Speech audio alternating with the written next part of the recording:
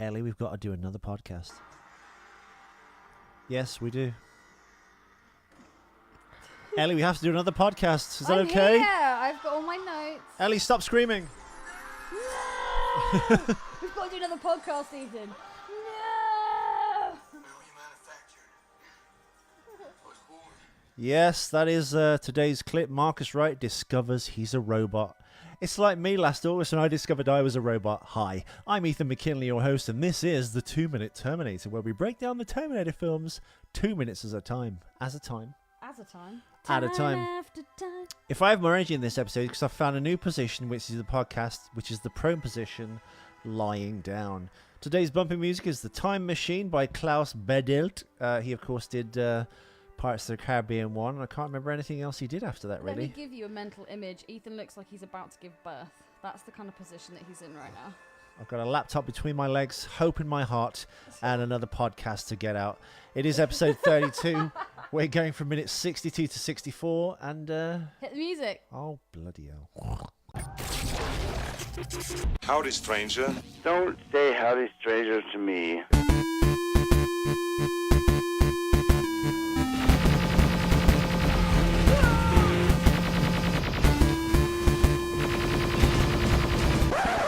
You didn't do the fourth. Thank God.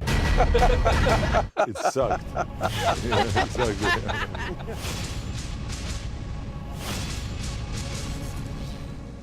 Yes, folks, we are back. The clip is 60 minutes to 62 minutes. So No, it's not 62 minutes to 64 minutes. That's what I meant. 62 minutes to 64 It's minutes. in front of you, doof. It starts with the delightful fat girl waiting to happen, Bryce Dallas Howard saying Barnes, in which So Common she's really steps fat in. and ginger. Ugh. Basically, she sees Marcus's beating human heart and asks him to be smashed in the face with the butt of a gun, as we all do when we discover a robot's got a human heart. And it ends with Marcus Wright essentially discovering that he's a machine. And he's answering their questions. Okay, so the first note that I've got on this particular 2 minutes: if Marcus is a Terminator, would smashing him in the face knock him out? Well, that's a question I actually have as well. He gets hit in the face with the butt of Common's gun. Common plays Barnes, of course. Common is the lesser-known rapper that I'd never heard of until this film. I've never heard of him, never seen him. So he's I don't listen to hip-hop. He's not everywhere, although his namesake would suggest that. Yeah, no, I don't know. You'd think no, because as we discover when they're kind of doing this kind of like discussing Marcus as if he's not there but are, like two bitchy women in a coffee shop. Yeah, she's like, he's got robot everywhere. I'm paraphrasing, of course. He's robot everywhere, except he's got a human heart, a very strong human heart.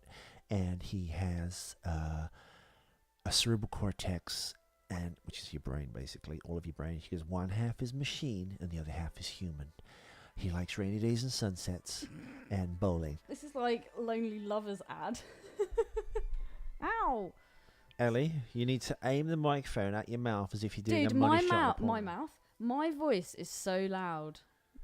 I know, but it has to be kind of there. The mics we use, Shure SM7Bs, are like, essentially, it's like...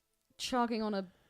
No, but it's like, Ellie, it's like a cardboard tube. So this part really doesn't take sound. You have to shoot the sound down the tube into the mic because it's not the kind of like mic the tube in the middle of a toilet roll. Exactly. So always think of that as your baseline of where to do. You have to have your Down mouth the tube, right in front of the mic. down Down the tube. down the tube. Speaking of down the tubes, how's this show going for the listeners?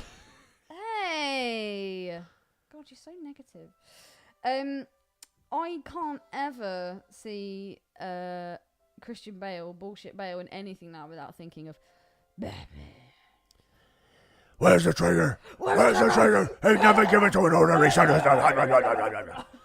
Yeah, Ellie saw The Dark Knight Rises last night, the final part of the Dark Knight trilogy. Now you've seen all the films that you've heard about so much of, and now you've seen, are they better than the Tim Burton Batman films? No. What? No. Why? Because I think the Tim Burton films have got so much more atmosphere. Well, they're more fantasy-based. The Batman... And also, I would imagine that would be kind of... I feel the old Batman films are a bit more kind of comic booky. They're a bit more less fantasy based, realistic. Yeah, exactly. And I think that would be more true to say like the comics. Well, I mean, don't get me wrong. I think it's very close between the first and the second one, actually. So Batman Begins and Dark Knight. I didn't think you actually liked Batman Begins, you know. No, I did. Oh, okay. Dude, I barely spoke. You know I'm enjoying a film because I won't really talk through it unless it's a film that I know and can literally say word When for he word. stops the sword with those jaggedy bits on his arm, you go, why has Batman got those? And then you go, oh, now it makes sense why you'd have those. So you can stop a stick or a blade coming at you and then snap the blade. No, it's, they were good films. I did enjoy them. I didn't think I was going to. Well- but I still think the old ones are better. I think the music from the old one was better. I prefer the actors and the actresses in it. I thought Anne Hathaway How in could the you third prefer? film was How could you utter prefer? rubbish. How could you prefer the actors from the other films? Why is that? It is the shape of a tangerine. The size of a tangerine. We'll both be in a restaurant. Right.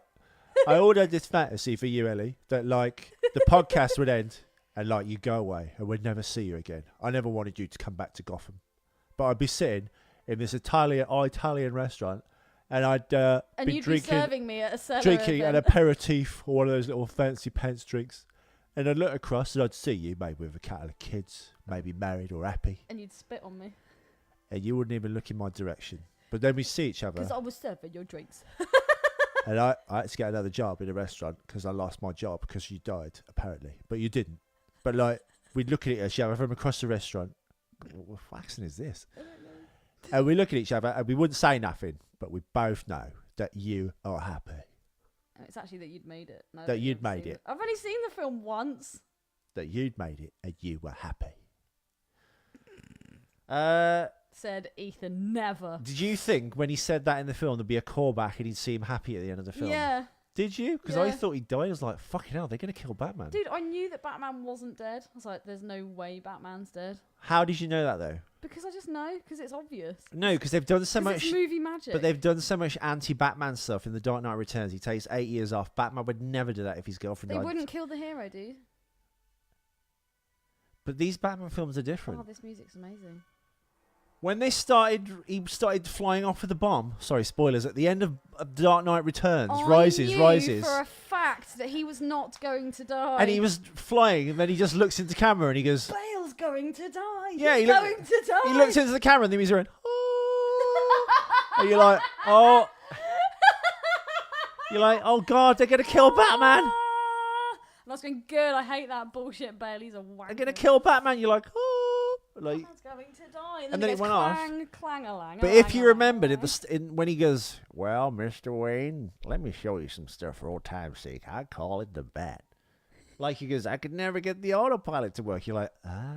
Dude, it And was he goes, obvious. a man with more time and bigger brain than me, probably because he's white, would be able to fix that. So the thing was, it was the autopilot. He fixed the autopilot, and that's how he kind of jumped out of the flyy thing. The bat. That was my assumption, that he would just kind of like eject a seat out of it before the last second. The only mistake they made when they did, like you said, show Michael Caine at the restaurant at the end, and he looks past the camera and kind of like They smiles. shouldn't have shown Bale. They shouldn't have shown what he saw. He acknowledged it. Yeah, why they did that, I have no idea. They should have just shown it as Kane acknowledging. The same way in Inception, which they showed the spinny top thing. Yeah. And then I think you hear it fall over, which means it's reality, but it's left ambiguous enough you can go, oh, he's trapped in multiple dreams, he's gone insane, he'd never get out. They should let Michael Caine react to something off camera, and you go... They should have let Michael They Caine. should have left it to my brilliant acting for 40 years in acting, like showing that I could see whatever it was off camera, and I've turned into Mick Jagger again. Like, Anyway, back to the movie. He's got a V-shaped cut. Marcus Wright, played by Sam Worthington, he's got a V-shaped cut on his Yeah, where on his does cheek. this scar come from all of a sudden? I'm speaking into it. Speaking to the microphone, Squid Brain. Go Busey. Do you assume that's where he's been hit with the butt of the rifle? But that wouldn't scar you. Or is that the thing on his forehead? I'd say that's the thing in his forehead, but that wouldn't scar you. Being hit with the butt of a gun, there's What? Spaldner, you don't need to write in for this one. I'll speak for you. If someone pistol whips you or hits you... the butt of that gun was wooden. If you get hit in the face with an AR-15, the butt of the rifle... Would it burn a scar into your face? He looks like he's been branded, First of all, motherfucker. an AR-15 is not a rifle. And first of all, look, I get it. Just work with me here, Spaldner. If you got hit in the face with the butt of a rifle or even a gun, like in the 70s movies, when Dirty Harry pistol whips someone, right. When Dirty Harry pistol whips someone, do you? Oh God, Ethan, fucking pull the other one. It's got balls on it. You stirring fuck, shut up. Ow! Missed my... Ow! Fuck! I whooped his face. Yeah, like if you get hit with the butt of a gun, of course it's gonna split the skin. Yeah, it'll split the skin, dude. He's literally got a brand on his face. It's burnt into his face. When Common hits the camera, it goes slightly to the right, so technically that could be his cheek, even though it's the right side cheek. A wooden gun, even a butt wooden of a gun, wooden Ellie. gun, it would not burn into your face. His face is... Oh, you're saying it's like, you know what it does look like? It looks like the Vine sign. Oh yeah, it does. Oh, early advertising. By the way, it looks like he's been all the burned. best Vines, I don't know why this is, but are all done by black people. Yeah, I agree. I have no idea why that Because is. they're so melodramatic. Well done, blacks. You do good Vines. You make good music, you're good at dancing, and you do good vines. Yeah, the white people Vines are shit. They're just like, yeah, they're not good. So Stick to what you're good at, peeps. Bryce, Yeah. Chubbs, as I'm going to call her, she says, yeah, the skin heals itself. The skin heals itself? right, let's look at this. You haven't even watched the bloody clip. I'm watching. Which, Is it right? She's talking to John and she's explaining what they've discovered, and she goes, "Yeah, he's metal, but he's got a human heart, which is very strong." Which obviously harks back to when Moonface goes, "Oh, you got such a strong heartbeat. I love that about a guy." And then All right, she said, "Yeah, and he's got skin, but it heals itself very quickly." And it's just like, the skin heals itself? What? That's new. Well, no, because in Terminator, I mean, it's a different film by different filmmakers again. Terminator Genesis, he said he heals in that. But again, but over a long period of time. burning off his entire hand in that acid bath when he kills the Asian T-1000. Like, I don't know. If you healed that quickly, isn't it theoretically possible, like Wolverine, you wouldn't technically age? No, at all. Because you... Carry on. Or I don't know, or would you? I don't know. Just like it's up to you, the person writing it, I guess. But I know it was a device to make Arnold kind of, you know, be able to still play the Terminator part. But I don't know. None of it makes sense to me. So at this point, Marcus still doesn't realise that he's a Terminator. by the way, I've got it freeze framed on Marcus's face as he's being trussed up, and he hasn't looked down at his like mechanics yet. Bale's just unhooked the chain off his forehead so he can look down at his like damaged robotic body. The actual thing on his forehead, it looks like someone's like with a throat infection just hocked a massive chunk of lung butter onto his forehead. It doesn't like he does look like he's got a massive loogie on his face. Yeah. Oh, and he's looking down and he's just seeing that he's got a metal. His chest is full of wires. Now in this, when they pan back and you can see like the robotics in his body, it's like the patch on his chest, arms and stuff that you see in the movie is all done with green screen, so it was like matted out, and then they animated the robotics underneath. Now you can see little cogs and things and stuff like that moving and stuff. Yeah. So is his entire body through and through robot, except there's a portion of his brain that's still human, right? Yeah. And the what heart's Bryce human. says is there's a two core kind of like nervous systems. One is Terminator. No, the one cerebral is cortex. Basically, I've just cortex. looked at brains, and it's basically your cerebral cortex is like. It's what connects your brain to the rest of your body. No, basically. The cerebral cortex is like all of your brain. Basically, it's the outer layer of your brain. Okay. So I'm not sure which half is robotic and which isn't, but that's it's all very confusing. Yeah, I'm going to go with, unfortunately, saying because that thing in his forehead is not a wound, I've got to go with I don't know why you'd hit a person here to knock them out, but I think that split on his cheek is actually from the butt of the gun. Ooh, nasty. But yeah, he's still, so at this point, well, it kind of led on to my next question. At this point, he's going, no, I'm a human, I wasn't made, I was born, I wasn't manufactured, and blah, blah, blah. And then he kind of looks down at his body and he starts screaming. So that's obviously a very human reaction. However, I think the only thought on his mind at this point is how like, do I nail Moonface? No.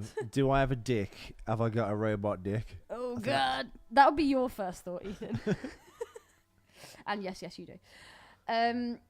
Yeah, but it's very weird because he's all stressed out and he's screaming, and then all of a sudden it's almost like something washes over him, and then he becomes very calm again. He looks up and he goes, "I know who you are. I recognise your voice. I heard you on the radio." That bit was quite machine-like. So I was thinking, Is the programming Marcus, surfacing? Yeah. Is it 1 minute? It's almost like 1 minute he is Marcus, where he's all confused and scared that he's just looked down. VLC's freaking out, dude. He's freaking out about the fact that he's got a metal endoskeleton under his skin, but then becomes all calm and placid. And is that when the kind of Terminator side kicks in? So do you reckon it kind of maybe it's like a paranoid schizophrenic? Maybe 1 minute he's normal and the next minute he goes into Terminator mode. I don't know. I just found it weird how his demeanour and attitude all like suddenly changed from freaking out to being very calm. Yeah. And then the way he was asking questions of John, it was what prep Marcus did for this role. Marcus, I mean Sam Worthington. And we've got another very biblical image here of Marcus on the crucifixial, the crucifix, the cruciform form. Cruciform farm. Exciting. And another thing as well, all of a sudden, so before he didn't even know who he was, he had an armband that said Marcus Wright, and yet all of a sudden, under pressure, he can tell you what his date of birth is. What's your dob, mate? What's your that dob? was a bit weird. It's like, I'm born on the 20th of August in 1970. Yeah, because he's still got half a human brain, and the other half is robotic or machine-like. My next question. John Connor, how does he know? Because he says you were sent here to kill me. How does he know that? Because there's been 3 films leading up to this point. If you're going to admit this is a continuous timeline. But it's not a continuous timeline. Why?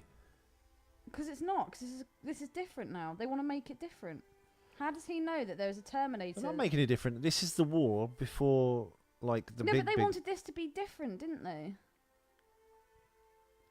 I know the filmmakers are achieving that, but it's still meant to be the same flow of the same story. It's not, I get that. I'm not sure if it's a separate universe, like they've done with, like I said, with the reboot of the Star Trek films and Star Trek Into Darkness, where Spock Prime exists and Captain Kirk in another universe. There's the William Shatner version, then there's the Chris Pine version. Even so, how would John Connor know that he was there to kill him?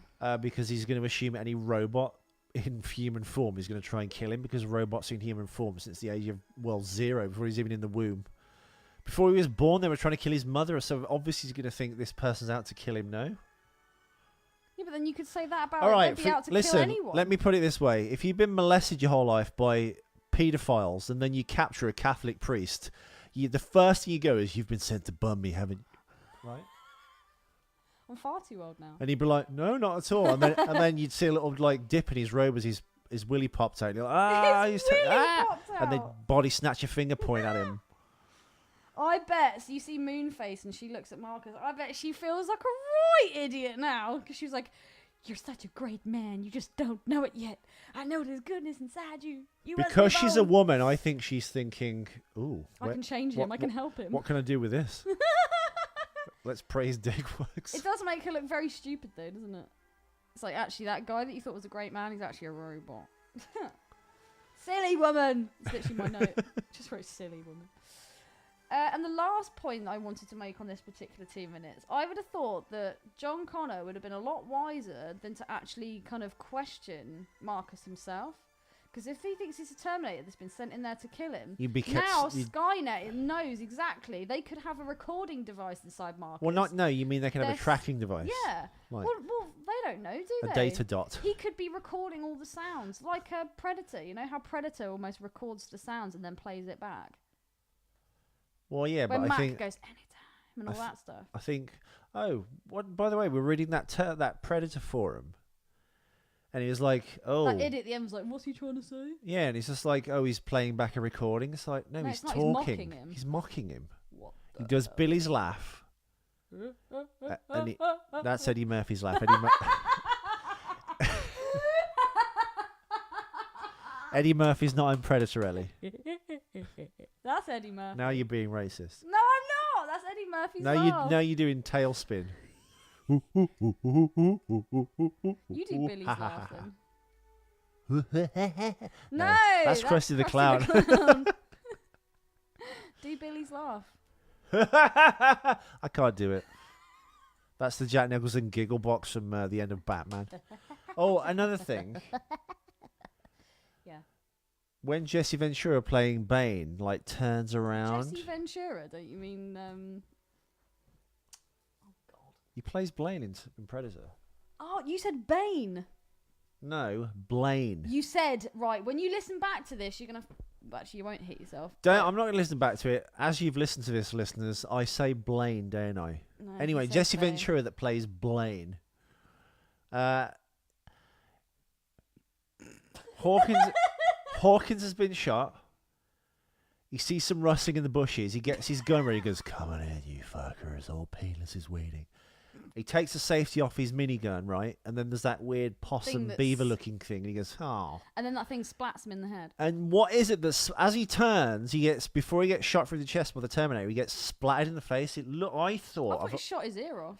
No, because if you actually watch it, nothing actually gets cut on his body. It's like I always assumed the Predator threw guts at him.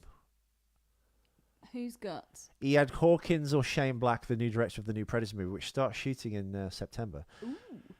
I always assumed he throws, like, a handful of giblets at... Offal. Yeah, basically a fistful of offal.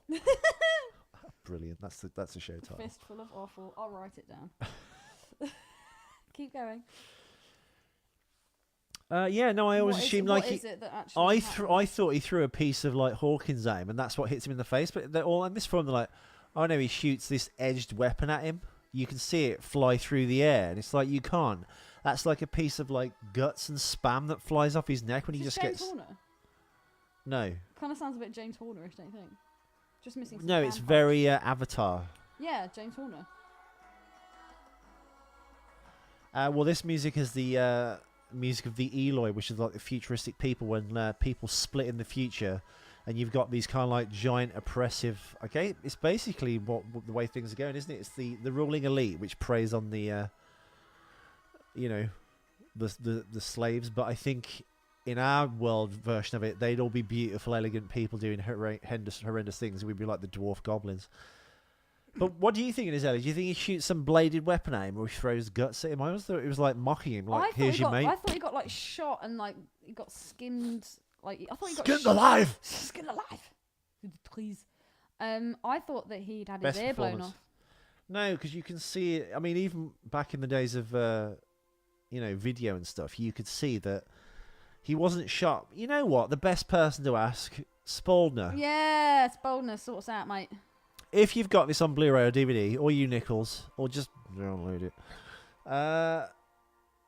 What gets thrown at Jesse Ventura?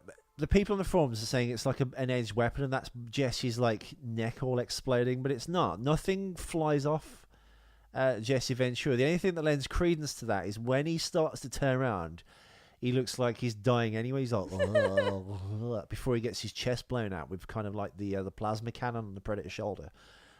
What is it? I swear to God, it's more of him because he laughs and mimics everyone. He's almost like mocking them. And I think he throws Hawkins, the guy with the glasses, the first guy to die when the jungle came alive and took him. The jungler just came alive and took him. I think he throws Hawkins' guts at him and goes, fucking douche, and then he just shoots him. Eat guts. Yeah. And die. The same way he flashes his eyes at Mac. Mac. And it's the same way he flashes his eyes at... God, he sounds like some sexy predator, It doesn't he? really does. He flashes his eyes at Dylan as well. Dylan, you son of a bitch. But I can't remember what it was, but they gave a wacky explanation for that as to why his eyes flash. Yeah, some of the things that we actually read on that, I just thought, utter bollocks. Yeah, what people read into things, but Well, I always that's assumed he what's flashed the eyes of like, to like go, ooh. A bit like the Scarlet Claw, Basil Rathbone and Sherlock Holmes and that weird ghostly figure chasing people. That's such a good effect. I need to watch that again. Great movie. The best of the Sherlocks. Forget the Hound. Oh my God. Robert Brownie Puna. I hate you. Only Iron Man. Only. I hasten to add. Yeah, but he's playing himself in Iron Man. Oh, shut up! They're all the notes I've got on this episode, Ethan. Well, that's just grand, isn't it? Yes, well, thank you all for listening, everyone. Thank you. Yes. Of course. We Can you didn't please do some Bane? We didn't... I need a mug. We did an entire episode... Oh, God, she's reaching for a mug. You need to ask her some questions. Ethan, can you find this... before throwing him out of the plane. Ethan, can you find this show online? Yes. You should have just said, of course. Oh, for God's sake. Of course. Where can you find the show, Ethan? You can find the show on YouTube, SoundCloud, and iTunes. And you can find the in-video... Oh, it's got... Turn it to Kenneth Williams. You can find it... No, that's... Oh, that was good. You can find... No, that's trying to be Darth Vader. You can find us on YouTube. Of course. Of course. Oh, God. Crashing this plane. Nobody cared who I was until I put on the mask. No one cared who I was until I put on the mask.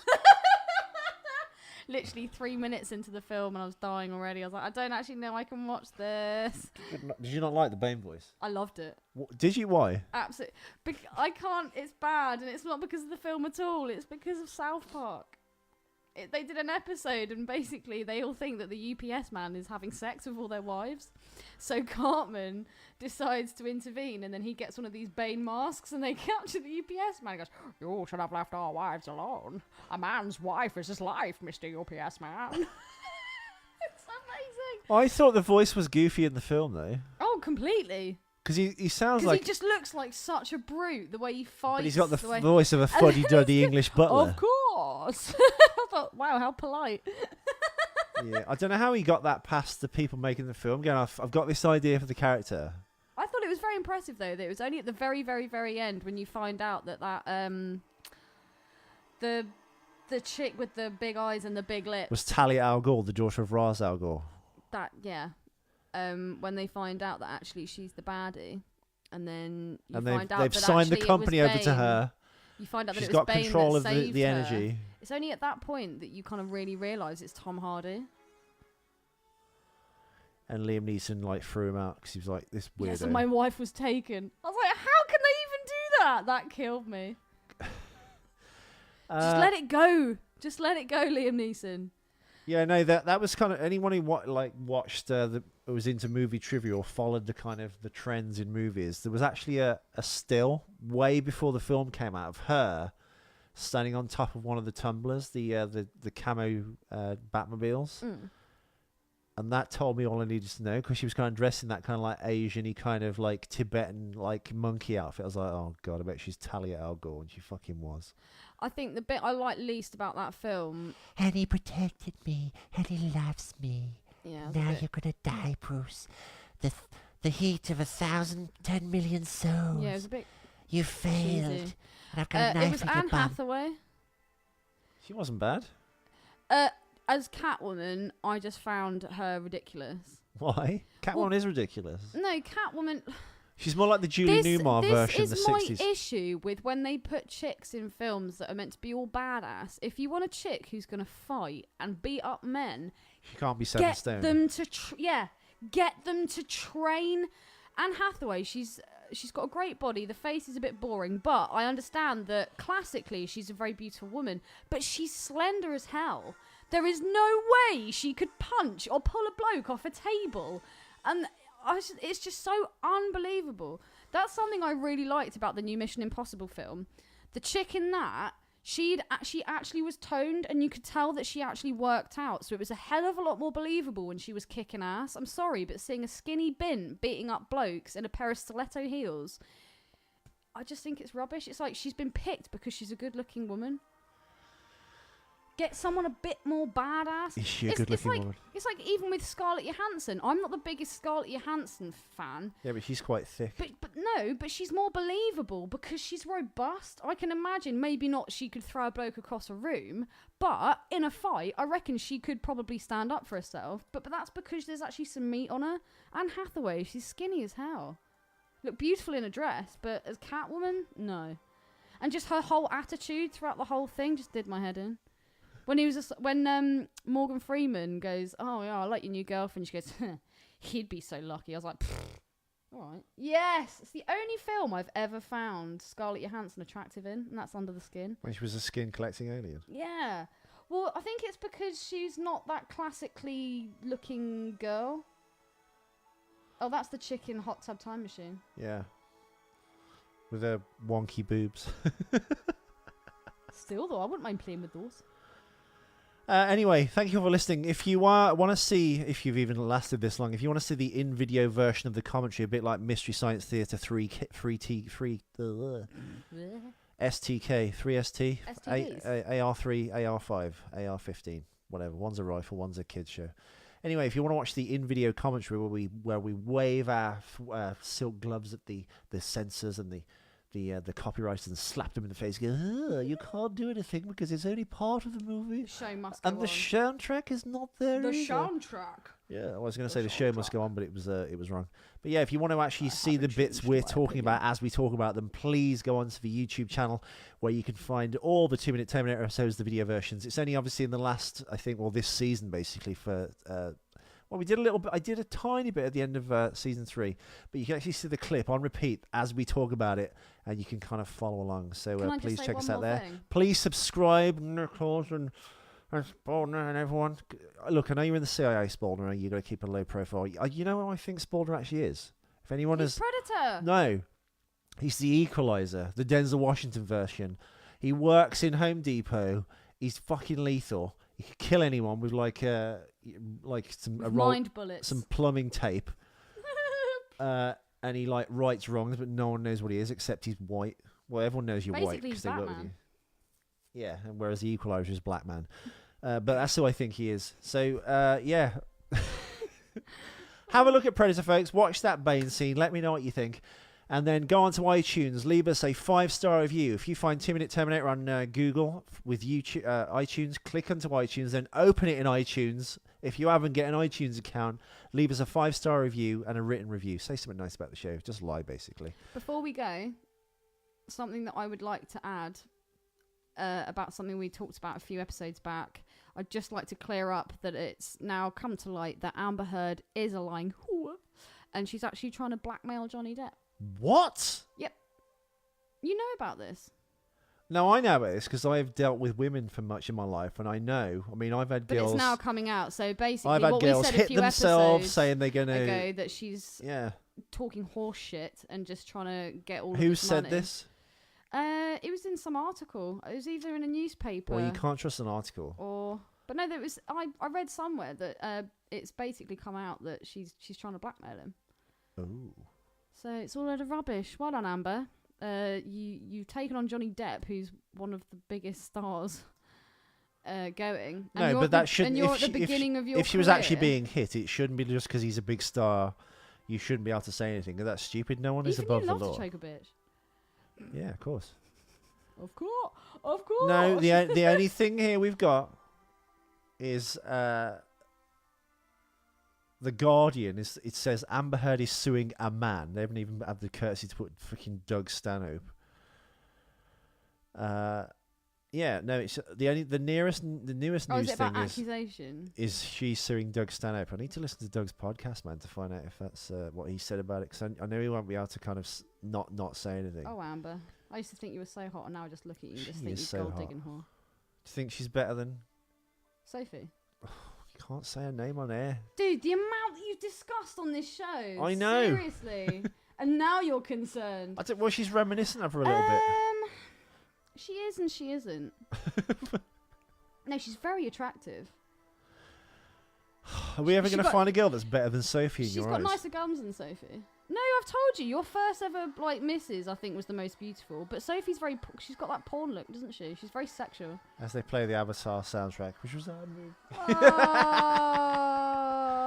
Ethan even wrote on my birthday card, "Happy birthday, sir," and then crossed it out and wrote Ellie. Ellie's been dreaming about my exes again. Oh my it's God. all Ethan's fault. Johnny Depp's looking good nowadays anyway. Again, thank you all for listening, folks. Please find us on YouTube. If you haven't got an account with YouTube, please get one. It's the gift that keeps on giving. Subscribe to our show.